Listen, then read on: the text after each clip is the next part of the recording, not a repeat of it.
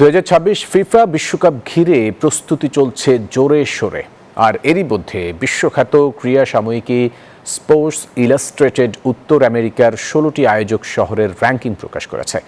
সেখানে কানাডার ভ্যাঙ্কুভার পেয়েছে শীর্ষস্থান আর টরন্টো রয়েছে তৃতীয় অবস্থানে। ভেন্যু, ম্যাচ সূচি, জলবায়ু, গণপরিবহন, পর্যটন সুবিধা ও দর্শক বান্ধব পরিবেশ সব দিক বিবেচনায় এগিয়ে কানাডার ভ্যানকুভার। তাই ফুটবল বিশ্বকাপ 2026-এর সেরা আয়োজক শহরের তকমা পেয়েছে শহরটি। এমনটাই জানিয়েছে বিশ্বের অন্যতম জনপ্রিয় ক্রীড়া ম্যাগাজিন স্পোর্টস ইলাস্ট্রেটেড।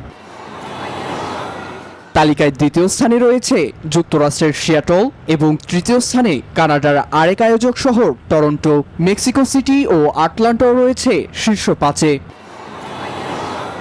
কানাডার ভ্যানকুভার ও টরন্টোয় বিশ্বকাপ ম্যাচের সাধারণ টিকিটের মূল্য প্রায় 82 থেকে 665 কানাডিয়ান ডলারের মধ্যে, আর প্রিমিয়াম হসপিটালিটি টিকিট শুরু হচ্ছে প্রায় $2,500 থেকে। যুক্তরাষ্ট্রের 1 নম্বর জিম চেইন গোল্ড জিম এখন আবারও বাংলাদেশে।